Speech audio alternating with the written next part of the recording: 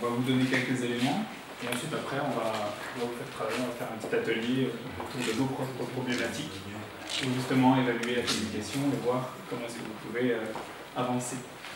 Alors, on travaille chez AuthorID, donc je suis Bastien, et en fait AuthorID, notre spécificité c'est qu'on travaille avec une logique de vision globale, une vision stratégique globale.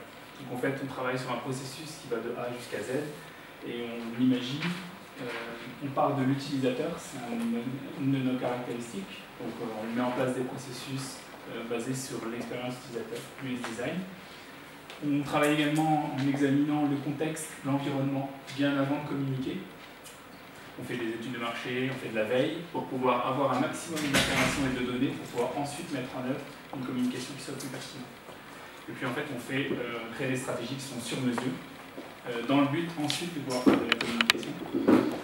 Et donc, on propose des solutions qui génèrent des résultats sur le moyen et sur le long terme. J'insiste sur la temporalité, parce que de manière générale, la communication, on a besoin de temps pour pouvoir la rendre efficace. Et puis, on intervient, et notre méthodologie a une influence, souvent, qui va bien au-delà de la communication, qui peut influencer le business model, le marketing, le commercial, puisque, en fait, c'est une vraie réflexion complète et globale que l'on fait sur l'entreprise.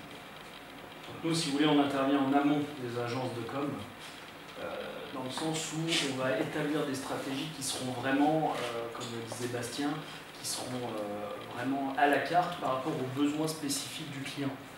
On a vraiment toute typologie de clients. On travaille, un de nos premiers clients, c'est un des plus grands comités d'entreprise de France. On a aussi travaillé pour des candidats en politique. Voilà, on a vraiment toute typologie de clients. Et nous, ce qu'on tend à faire, c'est d'une part créer des stratégies qui soient pertinentes pour que le client puisse arriver à l'objectif qui s'est fixé. Donc ça, on y viendra après.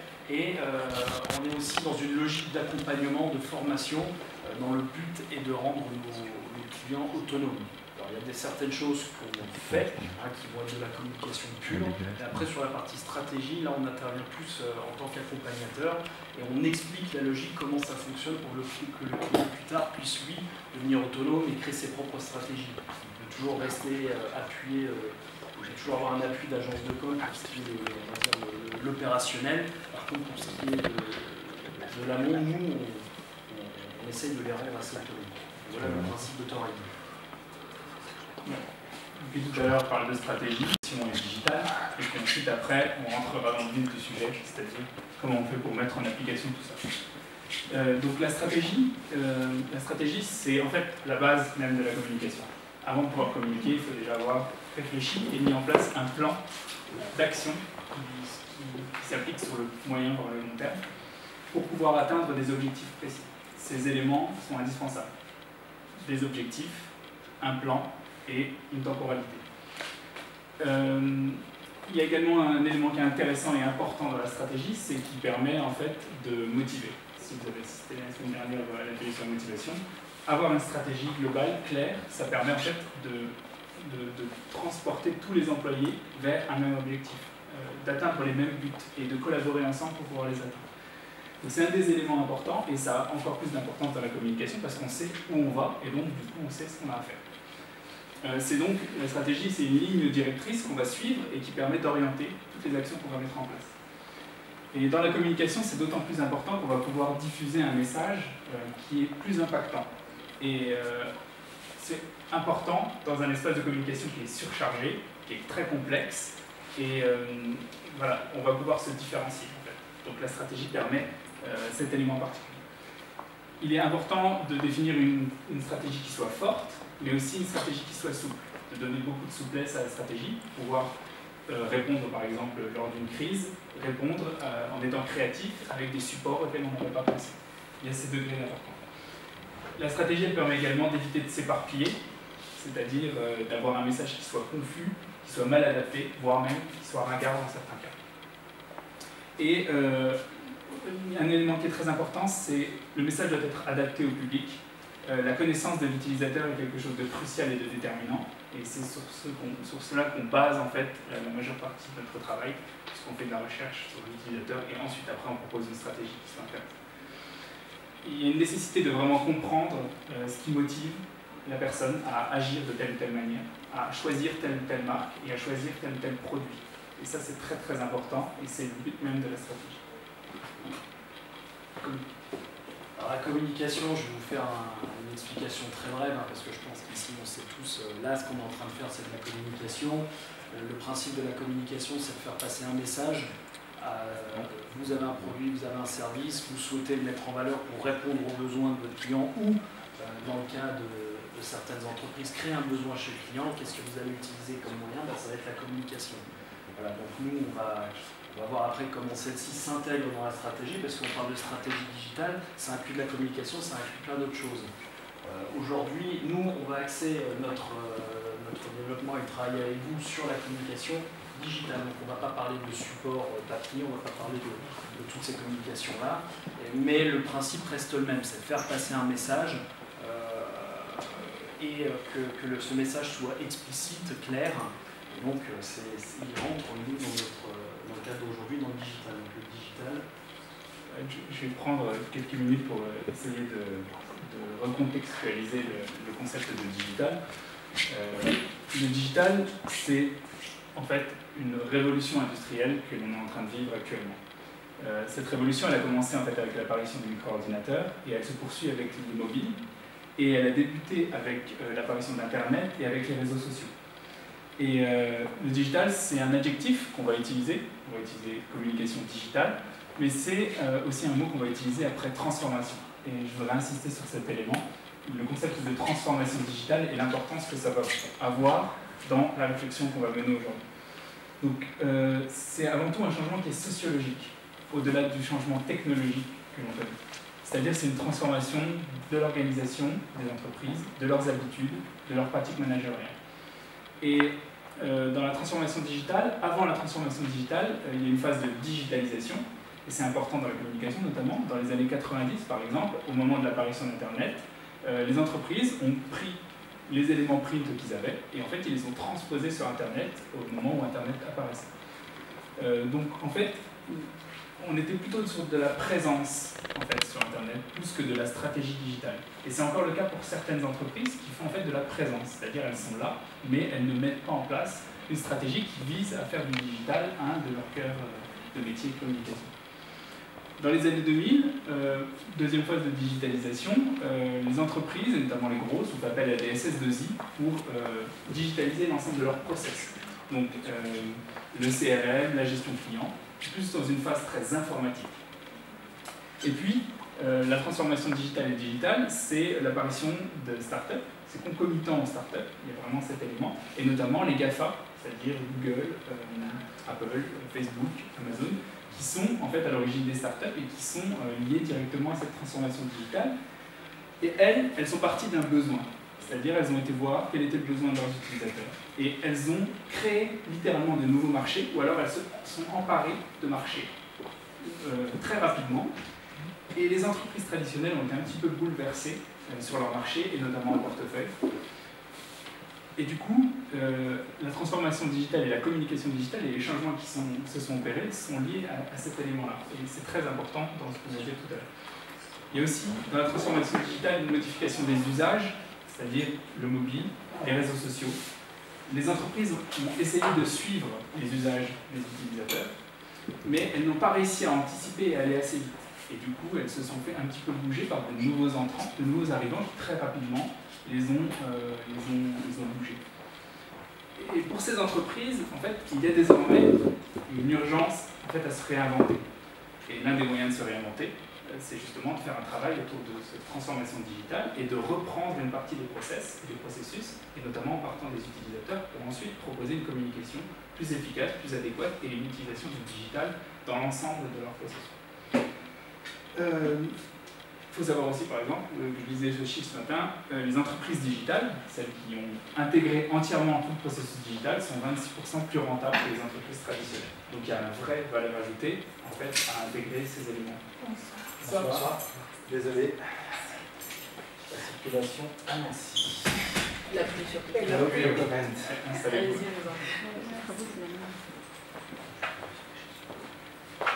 Et donc cette transformation digitale, elle impacte tous les aspects de l'entreprise, leur business model, la manière de distribuer et surtout leur manière de communiquer avec leurs clients et avec leurs entreprises. Et donc, en intégrant ces stratégies digitales et la transformation digitale dans toute la réflexion qu'on va mener, en fait, on va pouvoir faire les choses différemment et on va pouvoir en faire moins, mais beaucoup mieux. On va être sur une logique plus qualitative que quantitative. Et on va être moins sur une communication de masse, mais une communication qui est personnalisée à grande échelle. Donc là, c'est important, en fait, ce que Luc Bastien essaie d'expliquer sur la stratégie, parce qu'en fait, ça va être déterminant sur l'estimation de la vôtre. C'est-à-dire qu'à partir du moment où on connaît l'historique et comment on a été amené aujourd'hui à communiquer, c'est important de le comprendre pour savoir si on est dans l'air du temps, si on est en retard ou si justement on est déjà dans l'anticipation. Donc ensuite, on va vous faire un petit peu travailler. Donc l'objectif ici, là, c'est de se poser cette question et de voir ensemble et répondre, à votre avis, de manière pragmatique, quelles sont les raisons de communiquer. Donc quelles sont les raisons de mettre en place une stratégie de communication dans votre entreprise. Donc là, allez-y, si vous avez des idées concrètes. Oui, mademoiselle. Ah oui, c'est madame. C'est pour avoir une ligne directrice dans la communication. Alors plus pragmatique, vraiment, de base, vous avez besoin de communiquer pour quelle raison dans une boîte? Atteindre le client final. Oui. Oui, donc gagner en visibilité vis-à-vis du client final. Gagner en visibilité, c'en est une, tout à fait. Après, je suis d'accord avec Gaël quand même sur la ligne directrice, puisque... Merci Bastien pour tes soutiens. Mais c'est vrai que si on est plus pragmatique, c'est d'atteindre le client et de réussir. Faire mieux connaître son offre. Très bien. Voilà. Faire connaître une offre, faire découvrir un produit, faire vendre un service. Oui, c'est vrai. Faire de la publicité, mais après avec derrière ça en fait un objectif de vente. Dans le cadre de vos activités, aujourd'hui vous êtes une start-up qui débute, vous avez commencé à travailler sur votre produit et vous arrivez à un moment où vous bloquez, vous dites maintenant il faut qu'on communique. Quelles seraient les raisons pour vous qui vous amèneraient à communiquer? Avoir plus de clients. Se faire connaître. Alors, on va y revenir après sur la... Gagner en visibilité. Se faire connaître. Ouais, donc la notoriété, c'est la notoriété, ouais. Se faire connaître comme dit madame, tout à fait. Bah, toucher plus de monde tout simplement, quoi, parce que... Donc la notoriété... Après on prendra en marche, mais l'intérêt de la e-communication, c'est justement de pouvoir rayonner en masse, quoi. Et en même temps, c'est compliqué. Enfin, nous, on le vit au quotidien, Donc là, pour résumer, on pourrait dire donc, principalement gagner en notoriété et gagner en client. Voilà. D'accord. Oui, alors ça va faire mal. Vas-y, je te laisse dire. Je rebondirai sur cet aspect, c'est que pour pouvoir mettre en place cette stratégie de communication, c'est important déjà de bien connaître en fait, la valeur ajoutée de son entreprise. Qu'est-ce qu'on propose de plus? Donner de la visibilité à notre produit, c'est important, mais de réussir à le mettre en perspective, et notamment en perspective de quels sont les besoins de l'utilisateur. Je vais encore revenir là-dessus. C'est l'utilisateur, le client final, son besoin, de répondre à son besoin, c'est l'objectif même de l'entreprise. Et de réussir à mettre en concordance l'offre et la demande, c'est ça en fait l'objectif de la communication. C'est de réussir à croiser le besoin de la personne avec l'offre qu'on lui fait et que les deux soient concordantes et que la personne s'y retrouve. Et donc cette stratégie de communication, elle a cet objectif global. C'est ça l'objectif. Vous avez noté aussi, vous dans la raison, vous avez aussi pour faire un appel à des, comment on appelle ça, financement collaboratif, toutes ces choses-là. Donc en fait, ce qu'il faut savoir, et ça c'est ce qu'on se tue à expliquer, parce qu'on a un travail qui est à 90% pédagogique, quand vous communiquez, vous ne générez pas de chiffre d'affaires. Voilà, donc communiquer, la stratégie de communication, la communication ça ne fait pas vendre. Ça c'est quelque chose qui est indéniable. En fait, si vous voulez, ça va vous permettre certes de gagner en notoriété, ça c'est souvent quelque chose qui est plutôt efficace, et aussi ça va vous permettre de générer du contact commercial. Générer du contact commercial, c'est pas vendre. Vous faites une campagne de communication, qu'elle soit papier, qu'elle soit digitale, qu'elle soit sur des 4x3 dans la rue, vous allez amener des gens à aller voir votre site ou aller voir votre produit ou s'intéresser à votre entreprise, mais ce n'est pas une garantie à 100%. Derrière, il va y avoir une transformation. Et ça, c'est quelque chose que beaucoup d'entreprises ont du mal de comprendre. Alors, le cas des startups, c'est plutôt Bastien qui est spécialisé, mais moi j'ai plus l'occasion de travailler avec des TPE et PME, et on en a qui nous ont dit, bon ben voilà, on vous rémunère, on vous fait la communication, et si on fait 100 clients de plus par mois, vous êtes rémunéré. C'est des choses qu'on ne peut malheureusement pas estimer. Aujourd'hui, on l'a travaillé aussi sur une campagne législative d'une candidate qui s'est persuadée au début, elle nous a dit on va vous faire prendre parce qu'on va la gagner sur les réseaux sociaux. Et si on a plus d'électeurs, ce sera grâce aux réseaux sociaux. Ben ça, malheureusement, c'est toutes des choses qu'on ne peut pas estimer. Donc, c'est-à-dire, on ne peut pas vous dire, vous communiquez, vous allez vendre. En revanche, une chose qui est sûre, c'est vous communiquez. Pardon ? Elle n'a pas gagné. Elle n'a pas gagné. C'est pas de notre faute. Justement, elle n'a pas voulu nous écouter. Elle n'a pas voulu nous écouter, elle est restée sur quelque chose qui était très ancien dans la méthode de communication. Et quand nous, on a essayé de changer un petit peu les codes, ça a été systématiquement refusé. Et elle n'a pas perdu de peu, mais malheureusement, elle n'a pas gagné. Donc voilà, ça ne fera pas générer de chiffre d'affaires, mais ça va générer du contact commercial. Et ça, c'est quelque chose qui est estimable, le contact commercial. Après, la transformation, c'est notre partie. Nous, on intervient un peu moins là-dessus. On intervient vraiment sur la possibilité de générer du contact commercial. Et donc, la communication, une fois qu'on a la raison pour laquelle on veut communiquer, quels sont les canaux qui vous sont disponibles? Alors, j'entends toujours d'un point de vue digital. On va passer les flyers, les communications 4x3, tout ça. Mais quand vous êtes sur Internet, voilà, vous avez votre ordinateur devant vous, vous souhaitez créer une campagne de communication pour un nouveau produit, pour un nouveau service, pour augmenter la notoriété de votre entreprise. Quels sont pour vous les canaux de communication? Site Internet. Site Internet, la base. Emailing. Pardon? Emailing. Très bien. Ouais. Les réseaux sociaux. Les réseaux sociaux.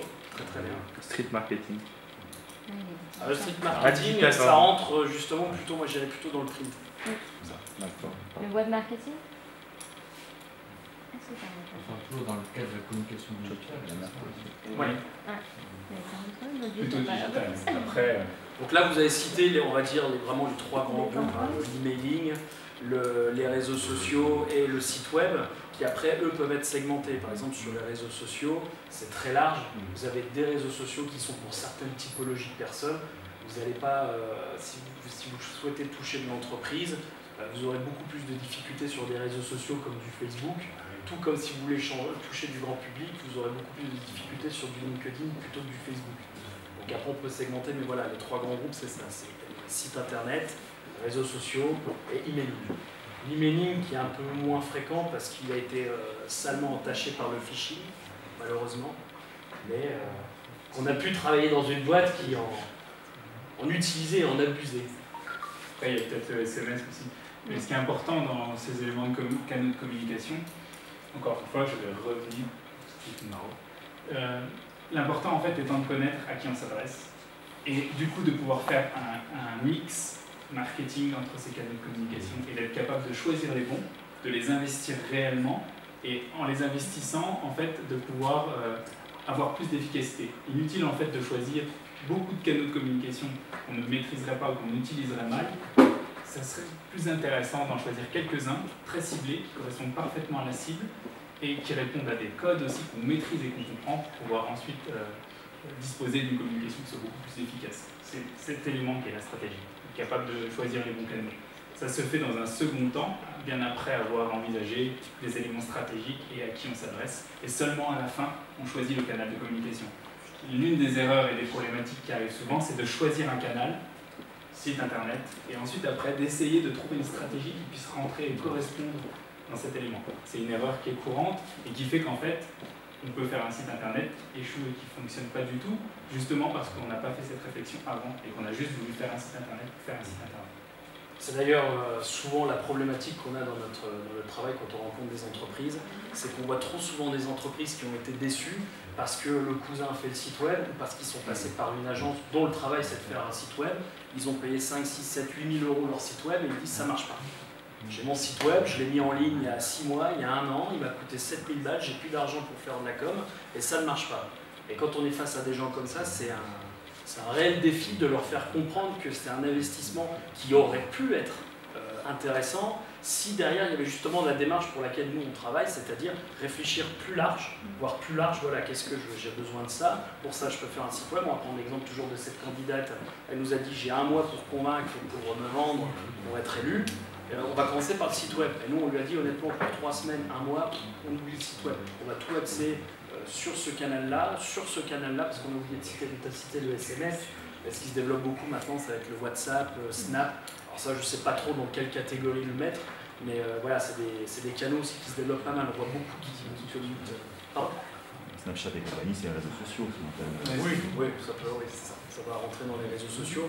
C'est vrai que c'est un peu spécifique, quoi, parce que Snapchat, c'est l'image. Et donc c'est vrai qu'on tombe souvent sur ça, sur des gens qui sont déçus, en fait. Et c'est là où nous, notre travail, il est vachement pédagogique, parce qu'il faut expliquer que la démarche était intéressante pour eux de se dire il faut un site web. Par contre, ça a été fait à l'envers. Et aujourd'hui, c'est quelque chose qui tout doucement commence à rentrer dans les mentalités. Et c'est vrai qu'on voit de plus en plus d'agences de com qui rajoutent maintenant stratégie de communication. C'est-à-dire qu'avant, elles vous proposaient le site web à 7 000 € de base, qui était un WordPress avec 2 modules. Maintenant, elle vous dit alors on va réfléchir à une stratégie en commençant par le site web à 7 000 €. Et la nuance, le même travail, sauf que la réflexion est différente derrière. C'est une des problématiques de vraiment ne pas partir avec un a priori, avec une idée de canal de communication et de se dire je pars de ce canal de communication pour créer ma communauté. C'est d'essayer de se dire à qui je m'adresse, encore une fois, quelle est ma valeur ajoutée en tant qu'entreprise, et à partir de ces 2 éléments, et c'est le travail qu'on va faire sur l'atelier tout à l'heure, quels sont les meilleurs canaux de communication que je peux choisir et comment est-ce que je fais pour les mettre en œuvre pour qu'ils aient le maximum d'efficacité. Et en faisant cela, vos investissements en termes de communication seront beaucoup plus faibles et en plus de ça, ils seront beaucoup plus efficaces. Et vous pourrez ensuite après développer et continuer en ayant une idée claire de ce que vous voulez atteindre, quels sont vos objectifs, et voilà, ça sera beaucoup plus efficace. Et pour ça, vous avez un outil qui est génial, que nous on utilise quasiment dans tous nos travaux, et c'est Wikibastien qui va vous l'expliquer. Avec, avant on passe à une autre catégorie, c'est les tutos de Bastien. C'est donc l'utilisation de la Canvas, que vous avez déjà vu peut-être. Tu l'avais pas mis la semaine dernière? Non, c'est pas celui-là. Mais c'est lié. Donc l'objectif en fait, ça serait, on va faire 2 groupes, et en fait de travailler sur une problématique. Je vous invite à choisir au sein de notre groupe une problématique de communication.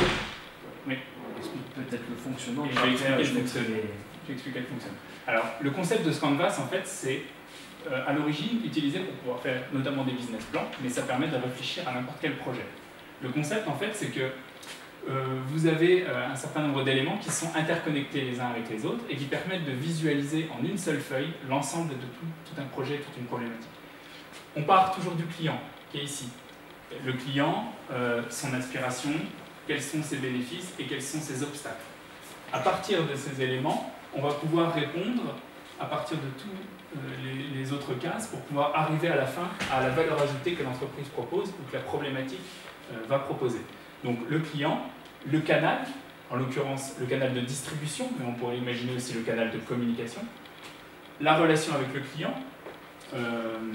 dans cette problématique de communication, est-ce que je veux un accès direct, un accès indirect par exemple? Est-ce que je veux communiquer à partir d'influenceurs ou alors est-ce que je veux directement parler avec les clients? On pourrait parler aussi des activités clés, des ressources clés et puis des partenaires. Si la communication nécessite par exemple une collaboration forte avec une institution publique, ça pourrait être intéressant. Ou alors si une des activités clés dans la communication, ça serait par exemple le salon événementiel, parce qu'il y a une présence de l'entreprise ou du projet dans de nombreux salons. Et les ressources clés, ça pourrait être d'avoir un community manager à l'intérieur de l'entreprise pour pouvoir travailler sur les réseaux sociaux. Le principe, en fait, c'est de réfléchir à une problématique en remplissant chacune de ces cases et en interconnectant chacune de ces cases ensemble, en mettant des post-it, pour pouvoir ensuite à la fin visualiser en fait une stratégie de communication que l'on veut mettre en place, qui part du client et qui propose une valeur ajoutée en réponse aux aspirations, aux obstacles et aux bénéfices du client. On va le tester directement. On va faire ça. Du coup, je vous propose de vous mettre en 2 petits groupes, et puis en fait, je vais venir vous aider, vous accompagner dans la réalisation de cet élément.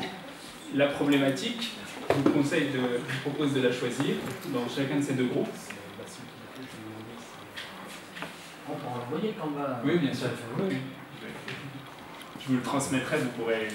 L'objectif étant de tester cette problématique, de tester ce concept de Canva pour pouvoir réfléchir à la valeur ajoutée que vous pouvez proposer à vos clients.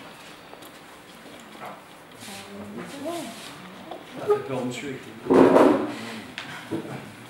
Mais je suis parti.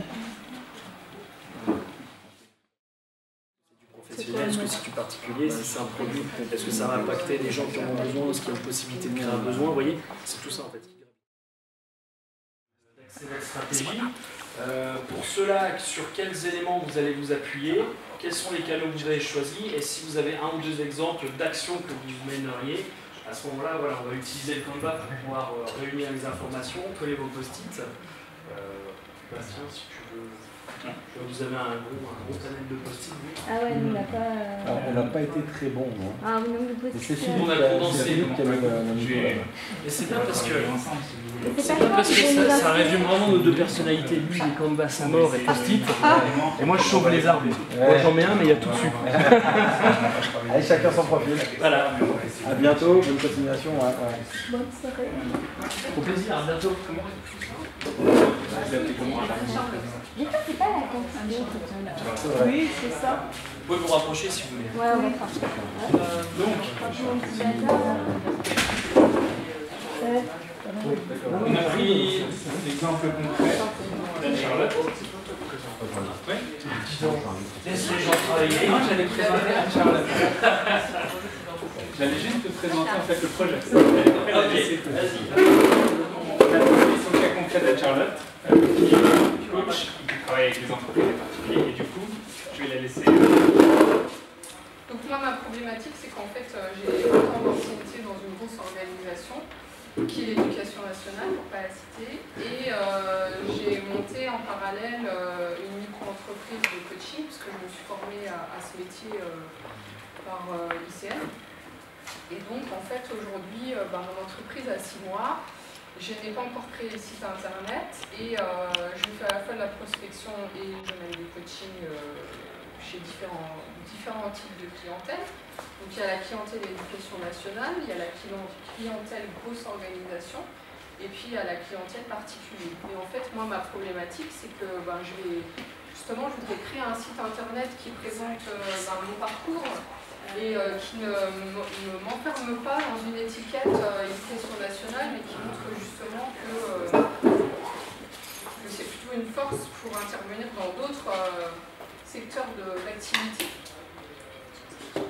Donc en fait, pour compléter ce que Charlotte dit, le travail il consiste à partir en fait de ces 2 problématiques et typologies de clients. Il y en a beaucoup d'autres, mais en faisant ça, il y a les grosses entreprises et les particuliers. Et là, on est parti plutôt sur les grosses entreprises, pour exemple. Donc l'objectif étant d'essayer de voir quelles sont les problématiques qu'ont ces grosses entreprises, quelles sont leurs aspirations. Et l'une de leurs aspirations, c'est donc l'optimisation des potentiels. L'un des éléments et des obstacles, c'est le surcoût qu'entraînent les problématiques clients, c'est-à-dire mauvais management, arrêt maladie, etc. Et puis, ce que ça leur apporte en fait, de faire appel à un coach, en termes de bénéfices, c'est une efficacité plus importante. On essaie d'être pas avec les positifs. Ouais. Une efficacité plus importante, pardon. Alors, donc, ça va pas dans la valeur apportée, ça, l'efficacité plutôt, non? Alors c'est le bénéfice que ça apporte. Et ensuite après, elle va essayer d'apporter une valeur ajoutée pour répondre à ce besoin d'efficacité. Par exemple, souligner qu'une personne qui a été coachée et qui donne plus de sens à son travail va permettre en fait d'être plus présent et on va quantifier concrètement ce que ça apporte en termes d'efficacité et elle va pouvoir apporter une valeur ajoutée et une réponse et elle va pouvoir communiquer sur cette réponse. Par exemple, elle va pouvoir mettre un post Facebook qui dit chaque personne qui donne du sens à son travail est plus motivée, est beaucoup plus efficace, travaille beaucoup plus et beaucoup moins absent. Voilà. C'est une réponse concrète. La valeur ajoutée que vous apportez et comment je communique sur cette valeur ajoutée. Alors il y a l'identification des problèmes, donc je sais pas, moi je le mettrais dans la case client, mais c'est pas mal ça va. Alors en fait, on pourrait la mettre dans la case client, mais on pourrait aussi envisager que c'est une des valeurs ajoutées. C'est aussi une des valeurs ajoutées, ça pourrait être ça. Donc, oui, dans valeur ajoutée. Non, à côté. En fait, l'un des problèmes des clients, c'est qu'ils ont un problème, mais ils ne savent pas quel est le problème à certains moments. Et donc, le fait qu'elle puisse apporter comme valeur ajoutée une identification de ces problèmes et ensuite de donner une réponse, c'est une vraie valeur ajoutée sur laquelle elle peut communiquer. Alors ensuite, on a conduit du changement. Pareil, c'est de la valeur ajoutée, c'est une réponse à un besoin du client. Le client, lui, sait qu'il a des problématiques de changement dans son entreprise et il faut répondre à ces problématiques et les accompagner. On a optimisation des tâches. Pareil. C'est de la valeur ajoutée. C'est une réponse au fait que les entreprises... Élévation des compétences. L'élévation des compétences, là c'est plutôt une aspiration du client ou un bénéfice du client. Là. Mais on pourrait les mettre aux deux endroits en fait. Vous voyez, c'est la réflexion. Le but étant de réfléchir et de réussir à mettre en adéquation les besoins du client avec la valeur ajoutée. Et puis une reste vis-à-vis, donc là c'est le mode de relation avec le client. Voilà, et donc l'une des réflexions étant de savoir quel type de relation on veut mettre en place avec le client, et la relation à savoir si elle doit être personnalisée, dépersonnalisée, etc. Et donc on aurait pu répondre aussi à tous les autres, notamment on parlait des partenaires clés, associés avec d'autres coachs ou d'autres réseaux. Et puis l'activité clé, la ressource clé, c'est elle-même, puisqu'elle travaille à son compte et en tant qu'indépendant. Et puis les coûts, c'est certainement les coûts de communication qu'elle va devoir mettre en œuvre pour créer un site web par exemple. Et les revenus, c'est autant de clients qui vont pouvoir venir en plus faire appel à ces services. Est-ce que vous avez des questions? On passe au deuxième point. Ouais. Je vais juste prendre ça en Qui c'est qui veut présenter le Japon?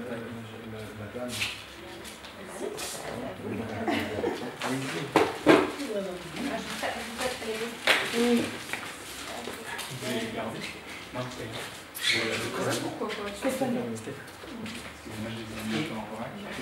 Stéphanie. On en a mis pas, hein? On m'a dit écrit en gros. Non, c'est bien, c'est bien, c'est très bien. C'est bien, c'est bien. Je vais faire comme ça, je vais présenter. Donc nous aussi, on a travaillé sur un cas pratique réel, avec une problématique de Stéphanie. Si, j'ai une mémoire courte, très courte. Stéphanie et Christophe, et qui ont qui donc sont dans le commerce d'extension de cheveux de très haut de gamme. Et la pose. Et la pose, tout à fait. Voilà. Et donc aujourd'hui, leur problématique est, vous travaillez par Internet, c'est ça? Oui, Facebook essentiellement. Aujourd'hui, on a un site de e-commerce qui nous a coûté 12 000 balles et qui rapporte que dalle. Ouais. qui rame, qui est dans le cas concret de 9 clients sur 10 qu'on rencontre.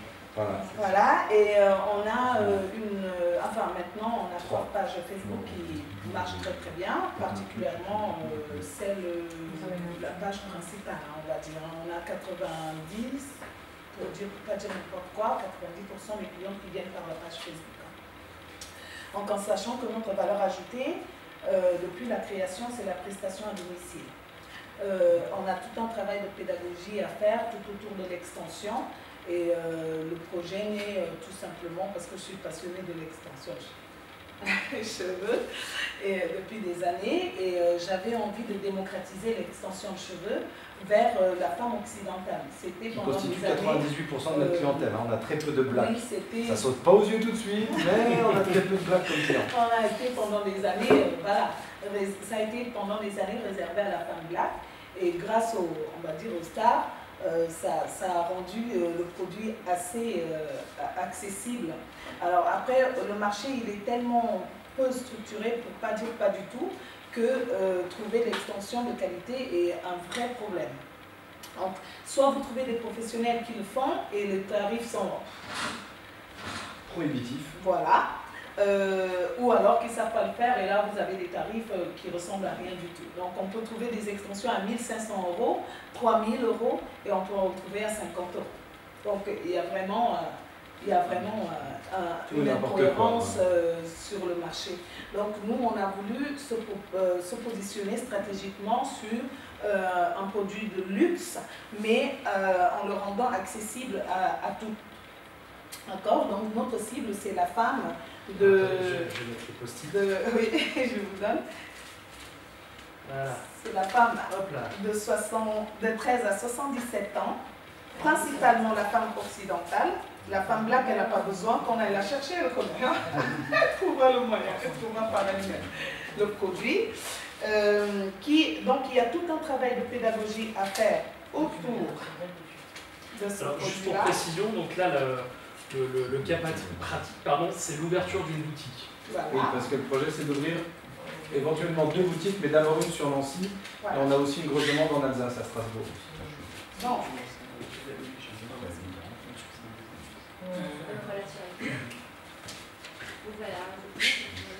C'est quoi? Non, c'est que je voyais pas ce que c'était écrit. C'est relation avec le client. Ok. Voilà. Donc, action quoi? Ça c'est ce qu'il y a à faire. Donc le produit c'est plutôt moyen haut de gamme. Hop, donc là on est dans valeur ajoutée. Non, pas valeur ajoutée. En fait, J'arrive pas à voir les noms. Activité clé en dessous, c'est marqué quoi? C'est plutôt ça. Ouais. On est sur un produit de qualité, le luxe à la portée de tous. Luxe abordable. Ouais. On est sur un produit qui apporte du bien-être et de la confiance en soi.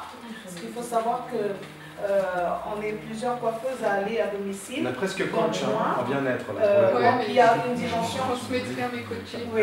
Moi je me suis depuis 20 ans coach agréé, je connais bien Laurent Goldstein. Et sincèrement, c'est du psy quoi. C'est-à-dire que les clientes, après une pause, ça dégage mais de façon forte une énergie.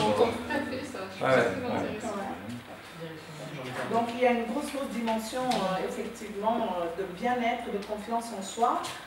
Moi je vois par exemple, j'ai 3-4 clientes qui ont subi des chimios.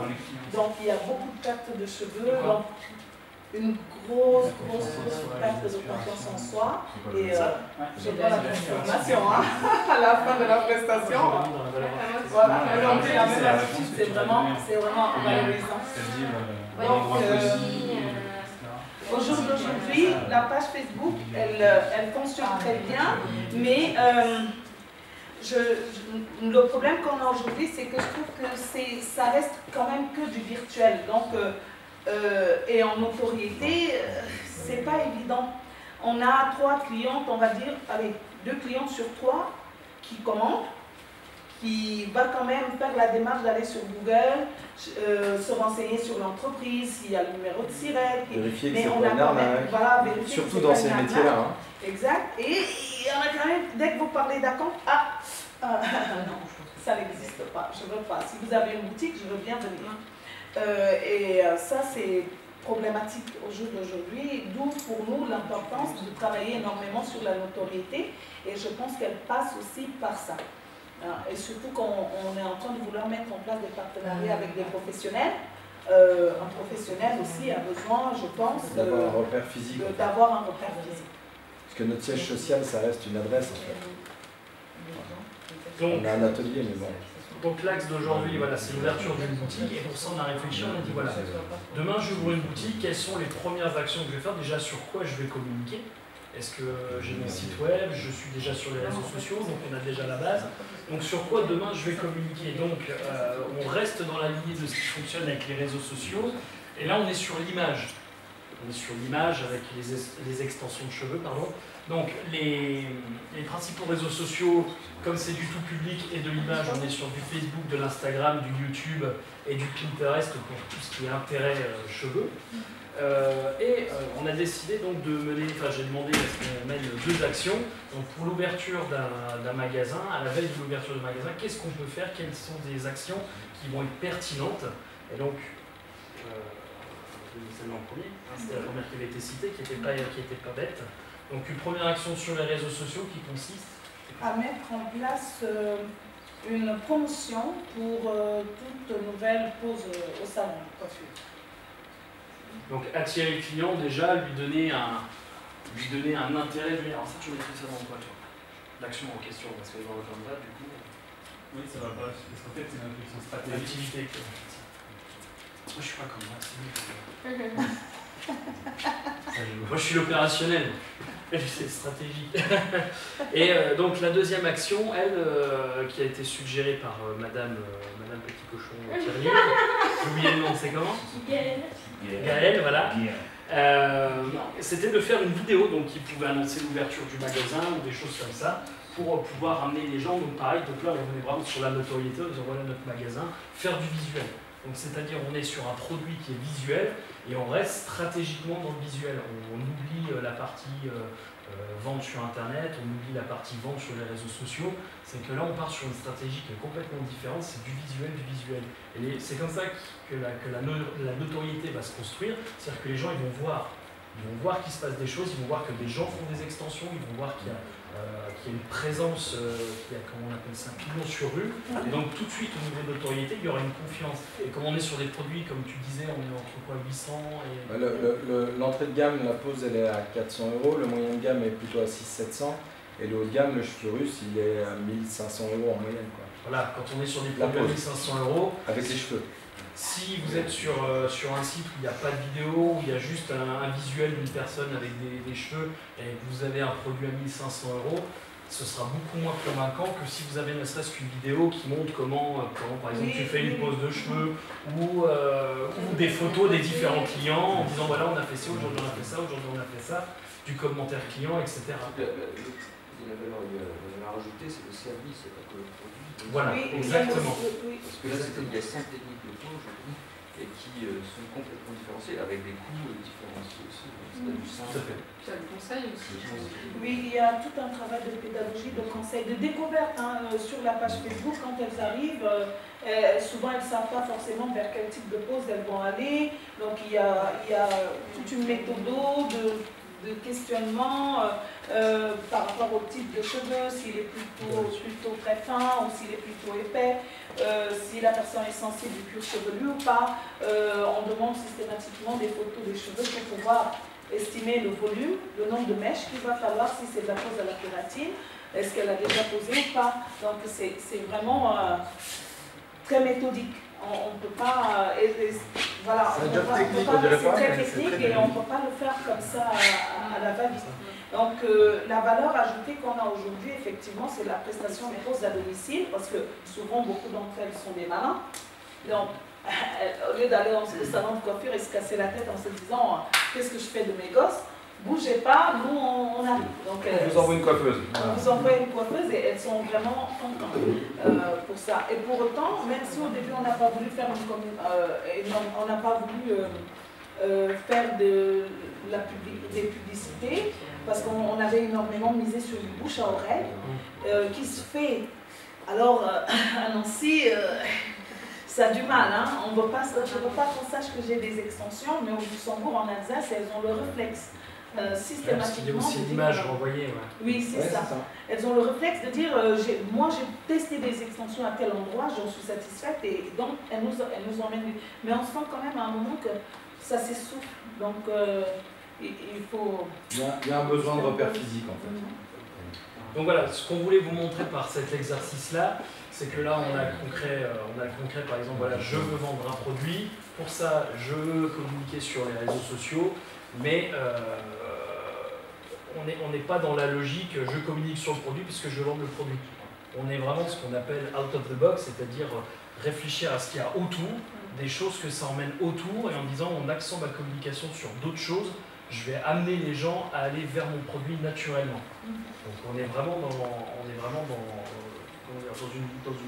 une réflexion différente qu'une simple réflexion du je vends mon produit, je communique sur le produit, voilà la promo sur les extensions, voilà mon produit, voilà la com que je fais dessus. Merci. Donc, pour conclure, on va hop là, On va passer rapidement aux questions-réponses. Il y a déjà pas mal de choses qui ont été traitées, mais si vous avez encore des choses qui ne sont pas très claires, si vous voulez, si vous avez besoin de poser une question spécifique par rapport à votre activité ou par rapport à vos besoins, n'hésitez pas. Maintenant, sinon on a nos cartes avec nos brochures sur la table. Servez-vous. Comme je dis toujours, un conseil, c'est gratuit. Là, quand ça rapporte de l'argent, c'est autre chose. Justement, une petite question. Je sais que dans le cadre de ma société, ma technique commerciale est souvent sur LinkedIn. En fait, c'est vraiment le réseau principal sur lequel on essaie de se positionner. Mais par contre, en fait, on n'arrive pas à aller jusqu'au niveau régional. En fait.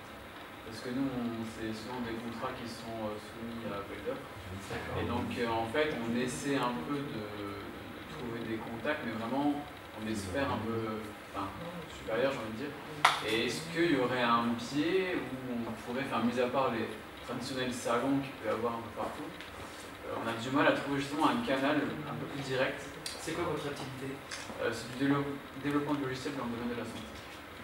Pourquoi vous ne créez pas votre propre ligne? On est petit, pas un petit, je suis en nombre mais grand.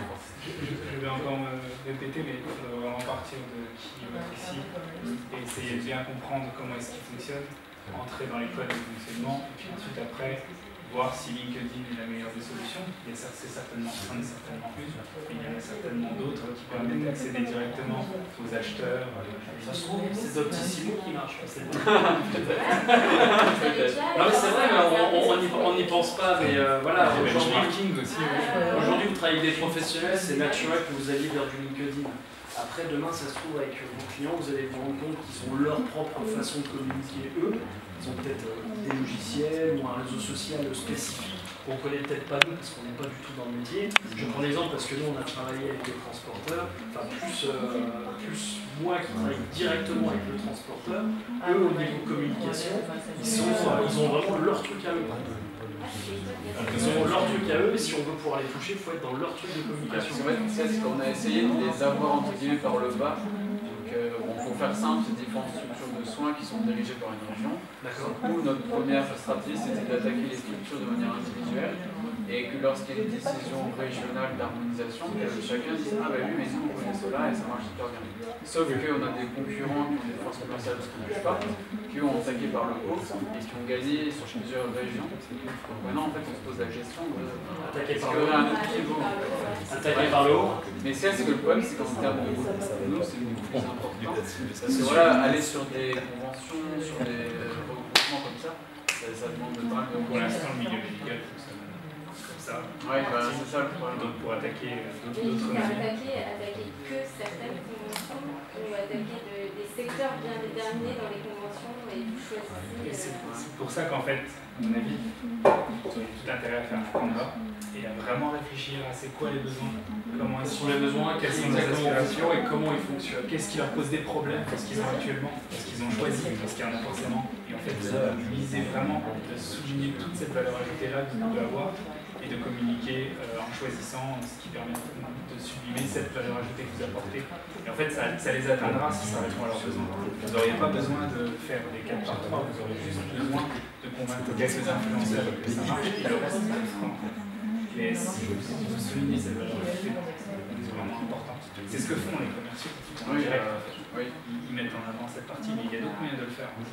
Après, là, vous parlez dans un exemple tout court, on va conclure avec ça, c'est vous dites voilà, nous on va attaquer, donc on va chercher les gens. Mais après, il y a d'autres choses qui peuvent être faites, ce que j'appelle du commerce passif, comme par exemple faire du commentaire,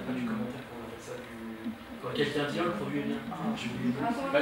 Recommandation, voilà. Donc, faire des recommandations, soit par vidéo, soit par quelque chose d'écrit en disant machin, utilisateur de notre solution, ah c'est super bien, etc. Et vous faites un emailing, vous l'envoyez à tout le monde, vous bombardez tout le monde. C'est ça que ce qu'on fait beaucoup, c'est qu'on entretient un très bon relation avec nos clients, on est très proches, des contacts téléphoniques, Skype, très réguliers, pour vraiment faire avancer le logiciel dans le sens du métier et pas de ce qu'on peut en percevoir de l'extérieur. Et malheureusement, là, je sais qu'on a perdu 3 clients récemment. Voilà, il y a une grosse machine de guerre qui a débarqué sur le marché, ils ont pris ça, alors qu'on sait très bien, nous, que cet éditeur-là, ce qu'il veut faire, c'est faire rentrer les clients dans son logiciel, alors que nous, c'est l'inverse. Nous, on veut vraiment faire un logiciel logiciel pour nos clients. En fait. Et sauf que malheureusement, vu qu'il est plus gros, il a déjà une plus grosse notoriété, mais pas forcément la connaissance métier que nous on peut avoir. Et ben, il faut jouer là-dessus. Ouais, c'est ça qu'il faut mettre à fond en avant pour pouvoir après l'illustrer et l'utiliser comme communication facile. Cette valeur ajoutée de différenciation, c'est sur ça qu'il faut que vous communiquiez et il faut que vous trouviez les moyens pour... D'autres questions? Oui, est-ce que concrètement, vous, votre job, c'est quoi? C'est de faire ça. C'est ça. Pardon, mais on arrive à la bourre, donc vous êtes peut-être déjà super bien. En gros, le job, si vous voulez, alors je vais le vulgariser au maximum pour faire très simple, c'est qu'aujourd'hui, vous avez une entreprise qui dit, voilà, j'ai ce besoin spécifique. Je vends un produit, je lance un service, je veux augmenter la note. Non, généralement, toutes les boîtes, quand elles vous contactent, c'est je veux faire du pognon. Voilà. On commence avec cette base-là. Et en fait, si vous voulez, nous, on est deux personnes qui sont complètement différents au niveau de nos activités, mais complémentaires. Bastien, c'est un directeur technique, artistique, qui lui est ultra axé start-up, design, etc. Et moi, j'étais pendant presque 7 ans maintenant commercial. J'ai commencé dans le marketing, ensuite commercial, et là, je suis revenu dans le marketing, et donc moi, mon boulot, c'est marketeur. C'est étude de marché, c'est création de contenu, c'est ce que je disais, on fait beaucoup de création de contenu. Et en fait, on est complètement complémentaires, parce que là, on a travaillé pour le fameux client parisien dont je parlais, qui eux voulaient revoir complètement leur plaquette commerciale. Et Bastien a fait toute la forme, et moi j'ai fait le fond. Et en fait, en travaillant à deux, on était 10 sur l'appel d'offres, dont des gros monstres parisiens. Et malgré tout, ça a fonctionné parce que c'est nous qui avons gagné le marché. Et maintenant, on travaille, c'est le plus gros client français. On fait de la strat et on la met en place aussi. Donc, c'est-à-dire que nous, quand le client nous dit on veut faire plus de clients, ce qui est légitime, on lui dit pourquoi et comment. Ah, bah pour ça, je vends des cheveux. Donc, moi, je veux vendre mes cheveux. Ok. Et après, on va se reculer comme ça. On va se reculer, on va regarder tout au large. Donc, nous, on va faire notre étude de marché de l'autre côté.